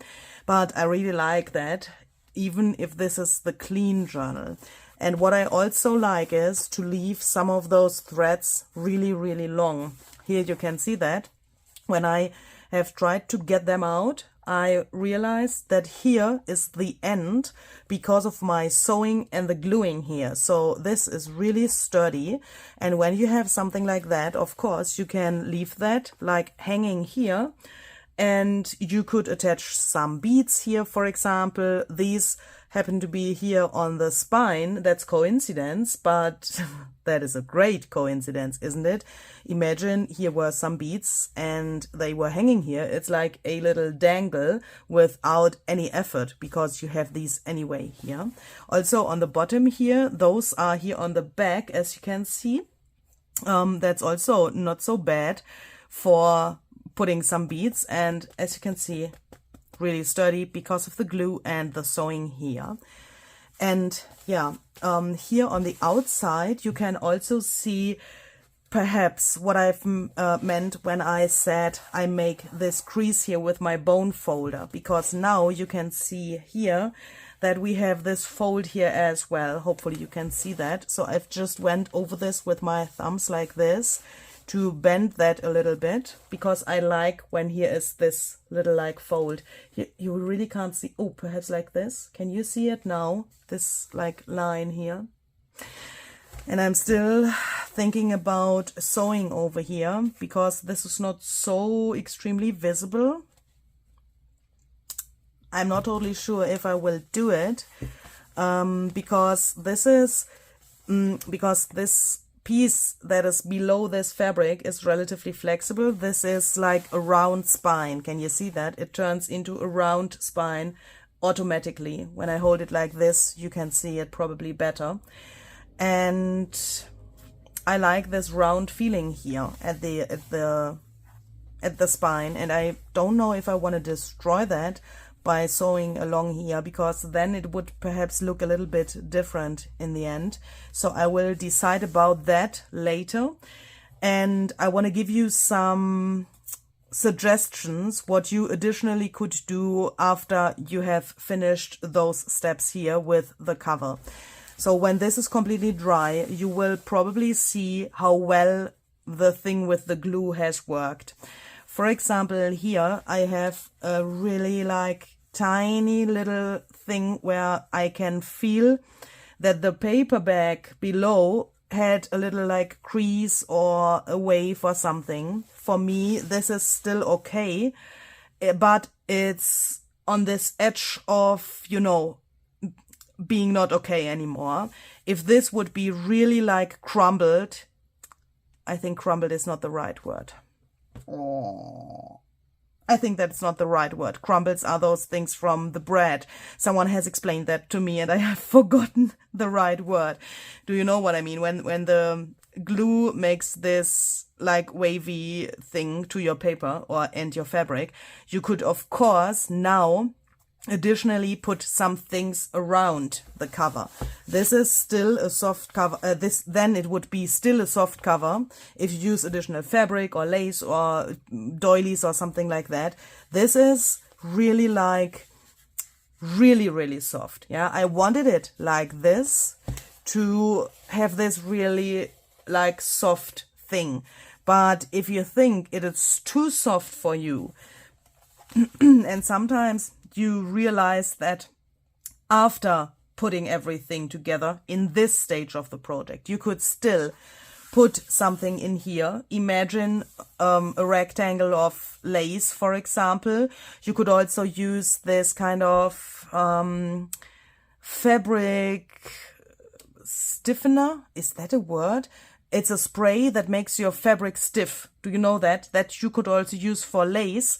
And then after doing that, glue that here so that this gets more stiff, because here it is stiff. Yeah, it's here. It's not. Can you hear that? It's not the same like here. So you would only need to do that here. You could also take, for example, Mod Podge or matte medium, or I would think that collage medium would also work. Mix that with some water and dip your lace or doily or something like that into that. Let it soak really well. put it to a sheet of baking paper and let it dry. Then it's also really stiff and you can attach it here. Or you could, of course, also attach it to the outside. And you could glue things like embellishments and that stuff to the outside here as well. I don't want to do that because I want to have both of the journals that came to life in this series being really like plain on the outside. I want this fabric to speak to the eyes. Do you know what I mean? And that's the reason why I have chosen this fabric here for the clean journal and another upholstery fabric for the grungy journal that really speaks for itself. And sometimes, and that's the case with this, and I will quickly go and grab the grungy journal as well so that you can compare that. So here we go. This fabric and this fabric are like divas, yeah, because this is really smooth. It's nearly like slippery. That's also the reason why it shines so nicely. These things are a little bit raised, so it would be really hard to glue something here. With this, it's even harder. Originally I had planned to put a butterfly embellishment to this cover by sewing it on, but it was not possible. I'm not good enough at my sewing machine to manage that. This is like fur. It's really high, and all of the really like, you know, those darker parts and this crazy greenish yellow there, it's like down. Here's a hole, yeah, everywhere here. And it was not possible to glue to sew it here. And I guess with gluing, it's the same issue. I guess you would have to shave parts of this off to be able to glue something here. Otherwise, I mean, for me, it's not possible. What I'm trying to say is, sometimes I think it's about getting like friend with the materials that you use. When you make a junk journal, you use things that other people would throw away. You use things from the trash can, from secondhand shops, from the flea market.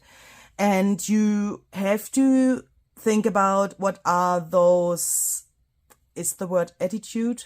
I don't know if that can be said only in combination with human beings, but perhaps you know what I mean. The attitude of a fabric.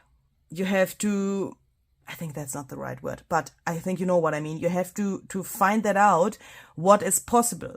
And in my eyes, it's better to stop without any embellishments here and without destroying the whole thing now and being happy with what you have here. I mean, there's no reason to decorate a journal cover extremely. It can also be plain like this. Why not? And I like to have it like this instead of destroying something that I have created for over weeks. Yeah, you know, this is in the makes for several weeks and I don't want to destroy it now. With this fabric, it could be a little bit easier than with this one. I thought, but I will not do it because of several different reasons. Look, I found this doily and I always like, and especially with this white here, I thought white and this beige could work really well. And then I have put it here and I thought perhaps I could attach it here and try to glue it on. I mean, I would be really afraid to do that. Again, yeah, I don't want to destroy it now, but it could be a possibility to glue it here. Look, the spine would be absolutely amazing with this doily. The colors matched so well, but look, it's too small. Can you see that? It looks really not proportional anymore when these three things are here, and this pattern would be totally destroyed.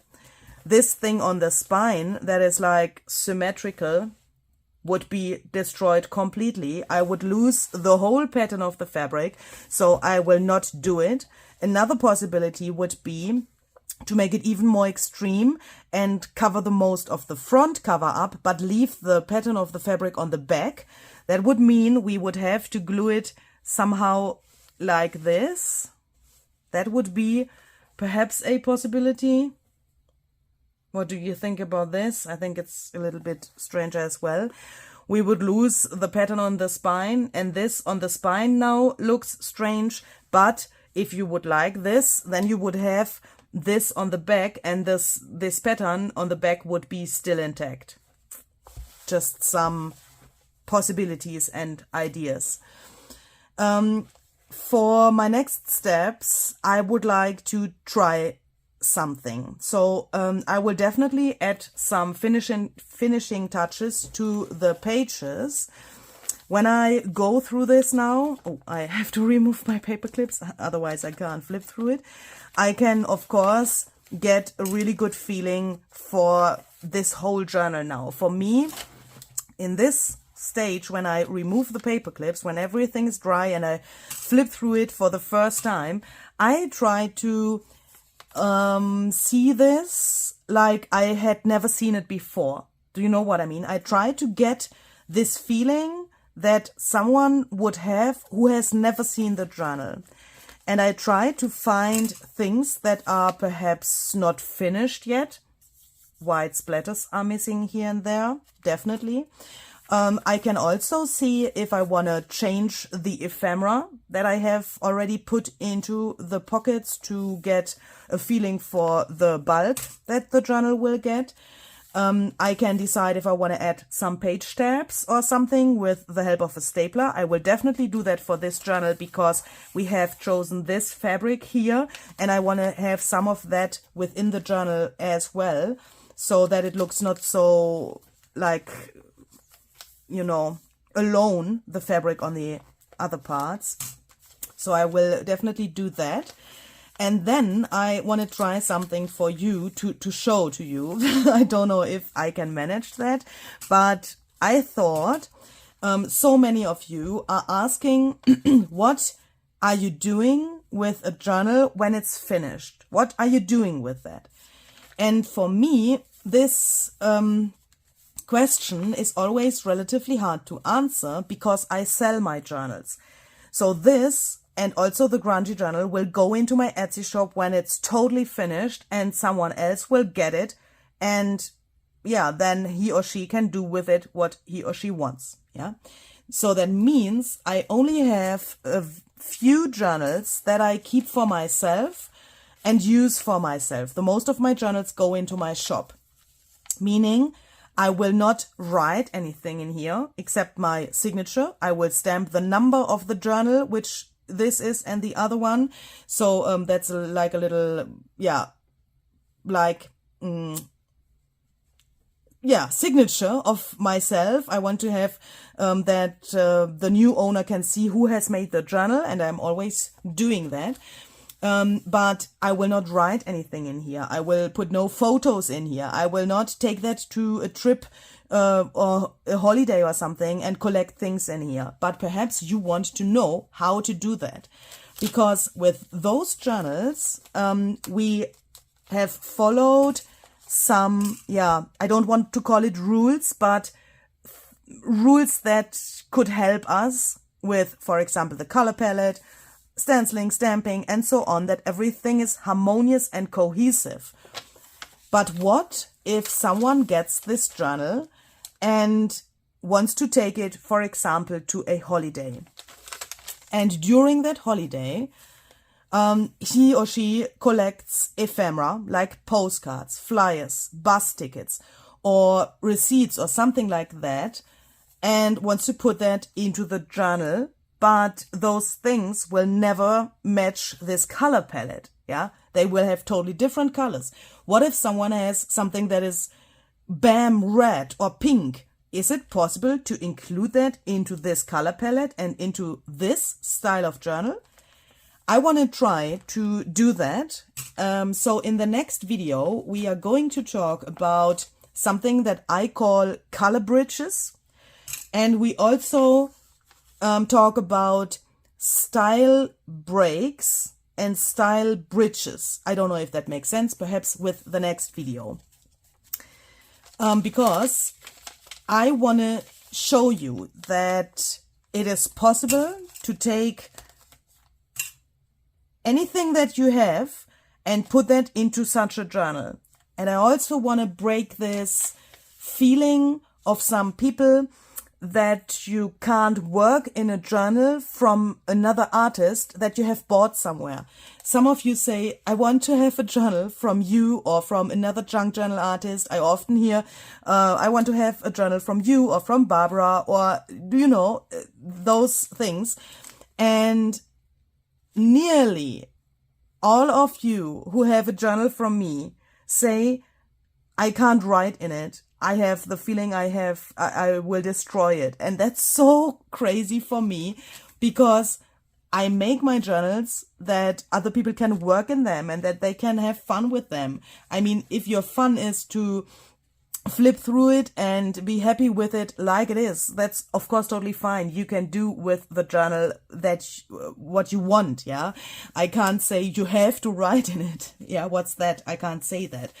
But I want to show you that you don't have to be afraid to work in such a journal. And of course, I mean, I think every junk journal artist would be happy to hear that you have taken the journal and made it into your own. Yeah. But that's only my opinion. So I will show you some examples of how you can do that, including some things that have a totally different color palette and seem to not fit into this. I will also attach some tiny like dangles and that stuff here to the lace. I have already done that for the grungy journal. That's always something that I really enjoy. So I have, for this one, I have taken some beads and that stuff that I had in my stash. I have colored them with some paint, and some are inked with alcohol ink so that that they match the color palette. I'm so sorry. But I think this is clear, or isn't it? These are just some bulb pins where I have put those beads on, and then I have put them through the holes of the lace. That is, I think, a nice addition. And I really like to do this because this is like a finishing touch, a part of those finishing touches that I want to add here. And for me, it's always like me time, because bringing those tiny little things to the journal is always like, yeah, it's nearly like a meditation for me. Really, really cool. I will do something similar here as well, but with other colors. You see here I have this green that reminds to forest moss, and also some other colors that we got with the oxidation of the inks that we have used here, the oxide inks, of course. And I will choose some matching colors for those tiny dangles for the clean journal as well and attach them. And after the next video where I show you this like color bridges and style bridges and breaks, you will of course see a full flip through of both of the journals on my channel. And yeah, then this is finished. I feel a little bit like lost, because this series was part of my life for such a long time now, and so many of you have followed me for this long time. In the beginning, when I planned it, I wasn't really sure how long it will take, and now it's so many weeks and so many of you enjoy this series, and I'm so happy, and I'm hoping that I can give you something similar, interesting after that series. Of course, I'm working on that already. So thank you very much for your patience again, and thanks for watching, and I hope you could get some tips and tricks from this. If you have any questions, as always, please put them down below this video into the comment section, and I will try my best to answer them. See you the next time, and have a very great day. Bye bye.